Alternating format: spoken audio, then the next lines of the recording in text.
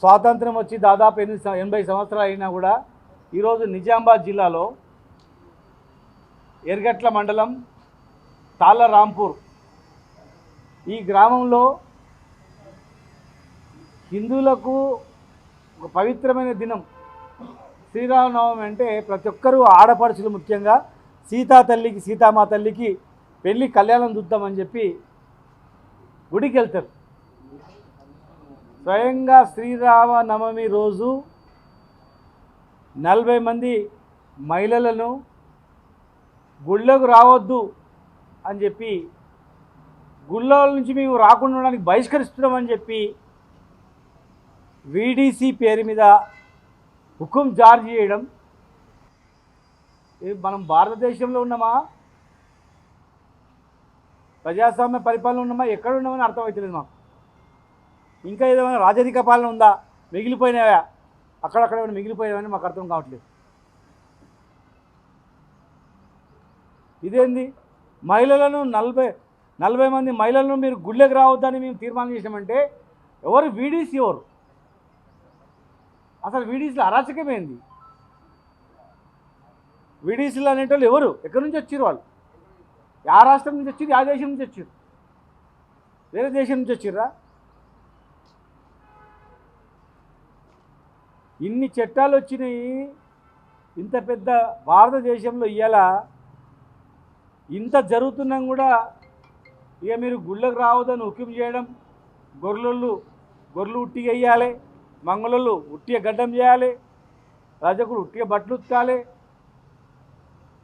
ఉట్టిగా వ్యవసాయం చేసేవాడు ఉట్టిగా వడ్లు ఇవ్వాలి, వైన్ షాప్ పెట్టుకుంటే మామూలు ఇవ్వాలి, కళ్ళు దుకాణం నడపాలంటే డబ్బులు ఇవ్వాలంటే ఇదేంది? ఏకంగా డబ్బులు ఇవ్వనందుకు చెట్ల నరికేయడం, తాటి చెట్ల నరికేయడం, గొర్రెలు ఇవ్వనందుకు గొర్రెలు మేపనిగా ఊర్లోకి రావద్దని చెప్పడం, వడ్లు ఇవ్వకపోతే మీరు పంటలు వేయొద్దని చెప్పడం, కళ్ళు అమ్మాలంటే డబ్బులు ఇవ్వాలి లేకపోతే లేదని చెప్పడం, కళ్ళు మాకు పోయకపోతే బంద్, వైన్ షాపులు మాకు విస్కీ ఇవ్వకపోతే బంద్, డబ్బులు ఇవ్వకపోతే బంద్. ఎక్కడి వీడీసీలు ఏంది? అసలు ఈ ప్రభుత్వాన్ని మేము అడుగుతూ ఉన్నాం.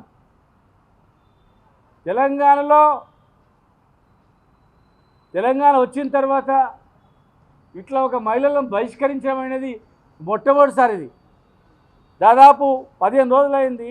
రాష్ట్ర వ్యాప్తంగా ఎక్కడికక్కడనే ఉడికిపోతూ ఉన్నారు ఏం చేయాలని. మరి ప్రభుత్వం నుంచి ఏం యాక్షన్ లేదు, వాళ్ళపైన ఏ యాక్షన్ లేదు. అసలు వీడీసీలు ఏంటి? వీడీసీలో ఏమైనా చట్టబద్ధత ఉందా? గవర్నమెంట్ ఏమైనా అధికారం ఇచ్చిందా? ఎవరు? పక్కనే పంచాయతీ ఆఫీస్ ఉంటుంది, పక్కనే వాళ్ళది ఉంటుంది.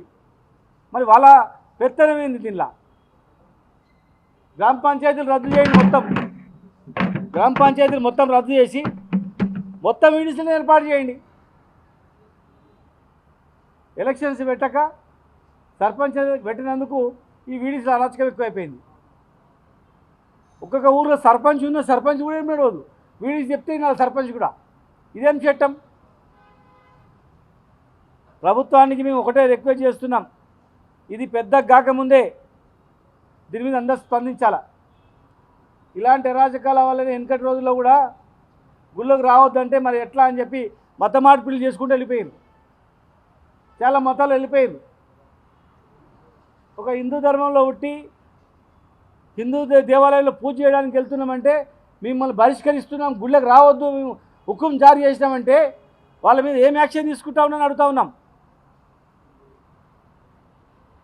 ధార్మిక సంస్థలు మేము అడుగుతూ ఉన్నాం, మీకు వినిపించట్లేదా, కనిపించట్లేదా? ఒక ఆడపడుచులను గుళ్ళకు రావద్దని అంటే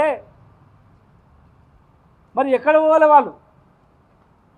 మత మార్పుల కారణాలు మీకు తెలియవా? వెనకటి రోజుల్లో ముట్టుకోవద్దు, ముట్టుకుంటే మాకు ఇట్లయితుంది, మీరు ముట్టుకుంటే నీళ్ళు చల్లుకుంటాం, రకరకాలుగా అంటరానితనం అవన్నీ ఉన్నందుకే సరే మంచిది పోయి మంచిగా దగ్గర పోతాను పోయారు.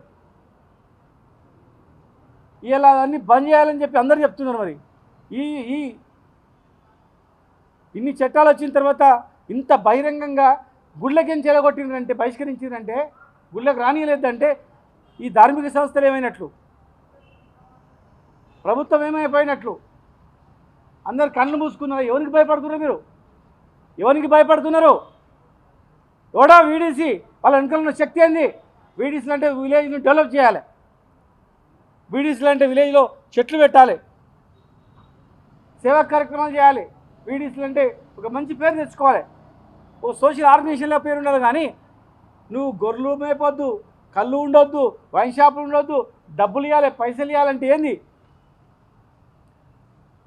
సమగ్రమైనటువంటి విచారణ జరిపించి దోషులను కఠినంగా శిక్షించి మళ్ళా జీవితంలో పునరావృతం కాకుండా చేయాల్సిన బాధ్యత ప్రభుత్వం పైన ఉంది. వీడీసీలు అనేటువంటి అరాచకం చేస్తున్నటువంటి వాళ్ళపైన పూర్తి చర్యలు చేపట్టాల్సిన అవసరం ఉంది. పెడితే గ్రామ పంచాయతీ ఎలక్షన్ పెట్టండి, రాష్ట్రం మొత్తం వీడీసీలు పెట్టి అదే పరిపాలన చేయండి. లేదంటే మీరు చర్య తీసుకోకపోతే ఖచ్చితంగా మేమందరం ఆ ఊరు కోతాం, ఆ జిల్లా కోతాం, మరి వాళ్ళకి బాసటగా ఖచ్చితంగా నిలబడతాం. పార్టీలకు అతీతంగా ప్రతి ఒక్క మానవుడు, ప్రతి ఒక్క మనిషి దీని మీద స్పందించాల్సిన అవసరం ఉంది. నీ అక్కనో నీ చెల్లెల్లో గుళ్ళకి రావద్దని బహిష్కరిస్తే ఎంత బాధ అవుతుంది. వెనకటికే తెలియక ఎంతోమంది మా ఎస్సీ సోదరులు, మా దళిత సోదరులు గుళ్ళకి రావద్దంటే ఎంతో బాధతో కుమిలిపోయి చచ్చిండ్రు వాళ్ళు. మరి అంబేద్కర్ రాసిన రాజ్యాంగం పుణ్యాన్ని ఇవాళ స్వేచ్ఛ ఉంది అనుకుంటే ఈ రోజుల్లో కూడా వీడీసీల పేరు మీద హుకుం జారీ చేసి అరాచకం చేస్తుందంటే మీరు ఏమి యాక్షన్ తీసుకుంటలేరు కనుకనే వాళ్ళ అరాచకాలు ఎక్కువైనాయి. మీరు ఖచ్చితంగా వాళ్ళ మీద యాక్షన్ తీసుకోవాలి.